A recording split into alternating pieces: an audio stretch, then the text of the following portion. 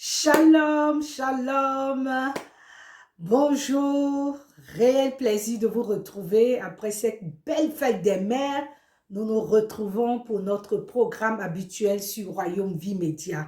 Je tiens encore à réitérer mon souhait envers tous nos mamans, que Dieu vous bénisse, que Dieu, cette année 2021, distingue plus d'une femme, et que l'amour de Dieu, la paix de Dieu soit le partage de toutes nos mamans, ces mamans qui se soucient de nous, ces mamans qui ont à cœur de procurer le bonheur pour leur famille, le bonheur pour leur maison, que la main de Dieu vous localise.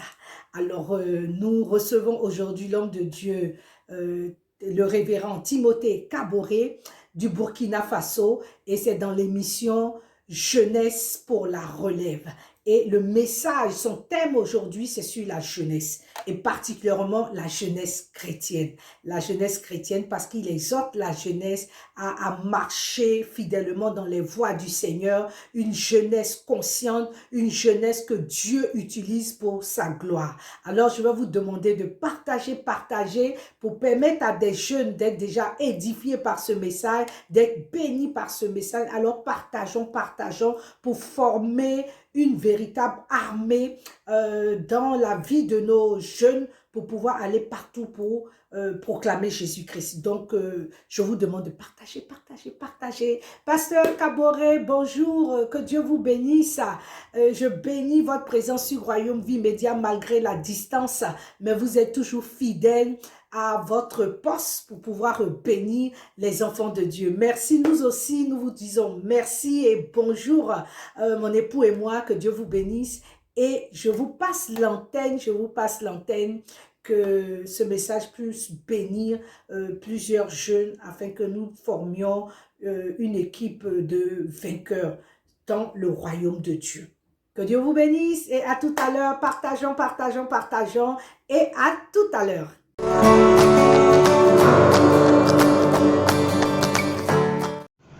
Bonjour, merveilleux peuple de Dieu, je vous salue tous et toutes dans le beau et précieux nom de notre Seigneur et Sauveur Jésus-Christ. C'est encore pour moi un honneur et un privilège de pouvoir partager la parole de Dieu avec chacun d'entre vous. Je suis le révérend Timothée Kaboré de Ouagadougou au Burkina Faso. Je salue la promotrice de la chaîne Royaume Vie Média, Madame Eliane Alissa. Je salue également votre époux. Que le Seigneur vous bénisse abondamment. Je vais saluer tous les hommes, toutes les femmes partout dans le monde qui nous suivent actuellement sur cette chaîne. Que le Seigneur vous bénisse, que sa grâce soit sur chacun d'entre vous au nom puissant de Christ Jésus. Ce matin ou aujourd'hui, nous voulons encore continuer à partager sur le thème de la jeunesse. La jeunesse consciente, jeunesse qui craint Dieu. La jeunesse consciente, c'est une jeunesse qui craint Dieu. La Bible déclare que le commencement de la sagesse est la crainte de Dieu. Le commencement de la sagesse est la crainte de Dieu. Et nous voulons lire Proverbe chapitre 4, verset 7. Proverbe 4, verset 7. Voici le commencement de la sagesse. Acquiert la sagesse, et avec tout ton acquis, acquiert l'intelligence. Voici le commencement de la sagesse. Acquiert la sagesse. Et avec tout ton acquis, acquiert l'intelligence. Gloire au Seigneur.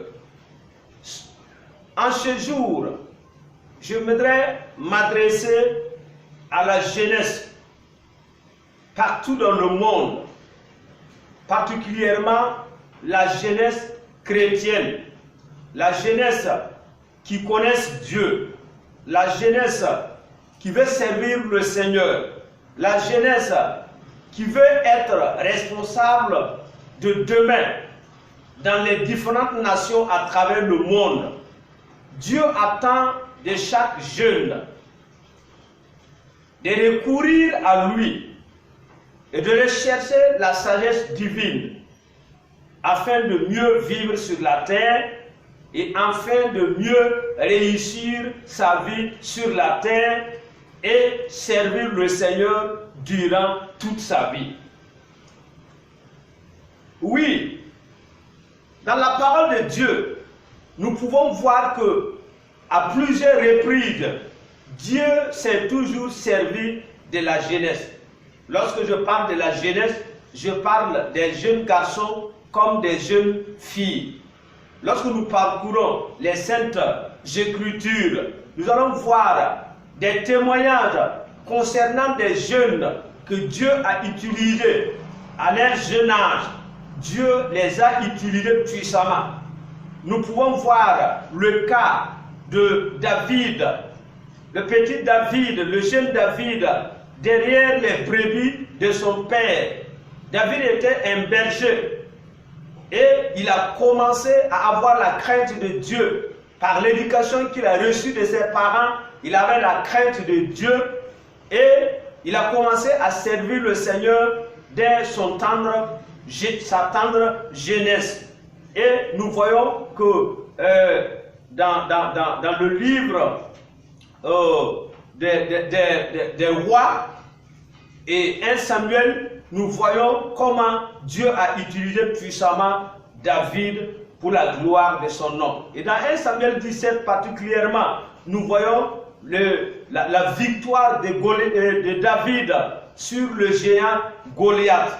Mais il était un jeune homme qui avait la crainte de Dieu et Dieu pouvait se servir de lui pour remporter cette victoire, pour remporter cette bataille-là. Également, nous voyons Joseph dans Genèse chapitre 37. Nous pouvons lire l'histoire, oui, de ce jeune homme aussi qui avait la crainte de Dieu. Joseph, qui ne vivait pas comme les autres fils de son père, qui ne vivait pas comme les autres jeunes de son âge. Joseph avait une vie mise à part pour le Seigneur. Et Dieu pouvait venir à 2 reprises se révéler à Joseph pour lui parler de son avenir, pour l'enseigner concernant son avenir. Et ce jeune homme a grandi dans cette crainte de Dieu, même quand il était vendu comme esclave et qu'il s'est retrouvé dans la cour de Potiphar. Nous connaissons bien l'histoire. Joseph n'a pas cédé à la tentation. Ça aurait été quelques jeunes aujourd'hui, ils allaient tous céder à la tentation.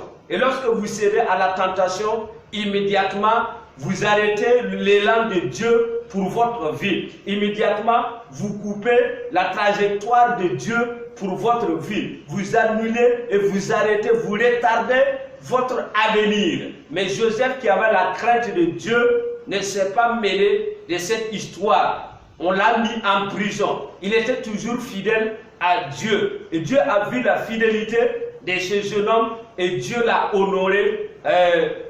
Au finish, nous connaissons que Joseph a été élevé, oui, au rang de premier ministre en Égypte à l'époque. Et il a régné, il a sauvé sa famille, il a sauvé tout Israël de la famine qui s'est sévie dans le pays pendant 7 années. Bien-aimés, frères et sœurs, vous qui êtes jeunes, vous qui êtes en contact avec moi aujourd'hui, j'aimerais vous interpeller regardez votre vie, regardez votre manière de vivre, regardez votre manière d'aimer le Seigneur, regardez votre manière de servir le Seigneur. Vous êtes à quel niveau avec votre relation avec Dieu? Vous êtes à quel niveau dans l'œuvre de Dieu? Vous utilisez votre force, votre jeunesse pour faire quoi sur la terre? Dieu nous a donné la vie, Dieu nous a donné la force, Dieu vous a donné la capacité, non pas pour courir derrière le monde, pour vivre dans le péché, comme c'est d'actualité à notre époque, mais c'est pour servir le Seigneur, vivre dans la sanctification. Et la parole de Dieu nous invite à rechercher toujours la sanctification, sans laquelle nul ne verra le Seigneur. Vous et moi, en tant que jeunes sur la terre, Dieu a besoin de notre consécration. Dieu a besoin que nous soyons transformés par le renouvellement de notre intelligence. Nous ne devons pas suivre la mode de ce siècle. Nous ne devons pas vivre selon l'amour de ce siècle, mais nous voulons vivre selon la grâce de Dieu. Nous voulons vivre selon le bon plan que Dieu a utilisé, que Dieu a réservé pour chacun d'entre nous. Je voudrais, bien-aimés, frères et sœurs, jeunesse consciente, jeunesse qui craint Dieu, vous inviter à regarder la vie de Daniel et de ses 3 compagnons à Babylone. Oui, Daniel et ses 3 compagnons, ils étaient en captivité, ils étaient en déportation, mais c'était des jeunes. À l'époque, lorsqu'ils sont arrivés, on les a choisis avec plusieurs autres jeunes pour les enseigner pendant 3 ans. Oui, selon la coutume des Mèdes et des Perses, afin qu'ils puissent servir à la table du roi. Mais le roi a ordonné que, oui, pendant toutes ces 3 années, le repas et la boisson que lui, il va consommer, c'est le même repas et la même boisson qui sera servie aux jeunes qui sont à l'école, qui sont à l'apprentissage, qui sont au stage dans le palais royal. Mais voyez la réaction de Daniel et de ses 3 compagnons. Je voudrais que nous puissions lire quelques versets. Lisons dans Daniel au chapitre 1, verset 8. Et le verset 15 à 20. Verset 8. Daniel 1, 8. Daniel résolut de ne pas se suer par les mains du roi et par le vin dont le roi buvait. Et il suppliait le chef des eunuques de ne pas l'obliger à se suer. Gloire à Dieu. Verset 15. Au bout de 10 jours, ils avaient meilleure mine et plus d'embonpoint que tous les jeunes gens qui mangeaient les mets du roi. Désormais, l'intendant emportait les mets et le vin de leurs repas et il leur donnait des légumes. Dieu accorda à ces 4 jeunes gens de la science, du discernement, dans toutes les lettres et de la sagesse, et Daniel expliquait toutes les visions et tous les rêves. Au terme fixé par le roi pour les lui amener, le roi des eunuques les amena en présence de Nebuchadnezzar. Le roi s'entretient avec eux et parmi tous ces jeunes gens, il ne s'en trouva aucun comme Daniel, Anania, Michaël et Azaria. Ils s'étaient donc au service du roi. Sur tous les sujets qui réclamaient de la sagesse et de l'intelligence et sur lesquels le roi les interrogeait, il les trouvait 10 fois supérieurs à tous les magiciens et astrologues qui étaient dans tout son royaume. Amen. Alléluia. Recherchons la sanctification, chère jeunesse consciente, chère jeunesse chrétienne. Oui, vous qui êtes en contact avec nous, voici l'histoire de Daniel et de ses 3 compagnons. La Bible dit qu'au bout de 3 ans d'exercice, oui, à l'examen final, aux épreuves finales, la Bible déclare que c'est Daniel et ses 3 compagnons qui étaient les meilleurs. Et c'est eux qui ont été retenus pour servir, pour être au service du roi. Alléluia. Parce qu'ils se sont décidés, nous n'allons pas nous souiller avec les mains du roi. Les mains du roi symbolisent tout ce qui se passe dans ce monde qui fait plaisir à la chair. Ce sont les mains du roi. Tout ce que nous pouvons imaginer, tout ce que nous pouvons toucher, tout ce que nous pouvons avoir, oui, pour satisfaire notre chair, ce sont les mains du roi. Et nous devons nous en méfier. Comme Daniel et ses 3 compagnons, Shadrach, Meshach et Abednego, ils ont décidé de ne pas se souiller avec les mains de ce monde. Ils ont dit, nous allons nous consacrer à Dieu, puisque nous avons été appelés par le Seigneur, même en étant en captivité, même en étant dans la cour royale, nous allons servir le Seigneur. Bien-aimés, vous qui êtes jeunes, vous qui êtes en contact avec moi, partout où vous êtes, je voudrais vous dire, Dieu attend de chacun d'entre vous que vous soyez une jeunesse consciente, une jeunesse qui craint Dieu dans votre vie, dans vos rapports mutuels. Ayez la crainte de Dieu. Respectez vos parents, honorez vos parents et la grâce de Dieu va vous bénir. Pour conclure, lisons 1 Timothée chapitre 4, verset 12. Et je termine mon message par là. 1 Timothée au chapitre 4, verset 12. 1 Timothée chapitre 4, verset 12. Et je lis pour vous. Que personne ne méprise ta jeunesse, mais sois un modèle pour les fidèles en parole, en conduite, en amour, en foi et en pureté. Voilà ce que Dieu attend de chaque jeune partout dans le monde, quel que soit votre sexe, que vous soyez un jeune homme ou une jeune fille. Voilà ce que Dieu attend de vous. Que personne ne méprise ta jeunesse. Mais toi, en tant que jeune, Dieu te demande d'être un modèle pour le reste de la jeunesse, pour ta famille, pour ton entourage. Un modèle en parole, en conduite, en amour, en foi et surtout en pureté. Je prie ce matin que la grâce de Dieu vous accompagne, vous qui êtes en contact avec nous à travers Royaume Vie Média. Que Dieu vous bénisse, sa grâce soit votre partage. Au nom puissant de Christ Jésus, recevez la faveur divine pour être une jeunesse à la gloire de Dieu, pour être une jeunesse à l'exemple de Daniel, de Shadrach, de Meshach et d'Abednego. Au nom puissant de Christ Jésus. Amen.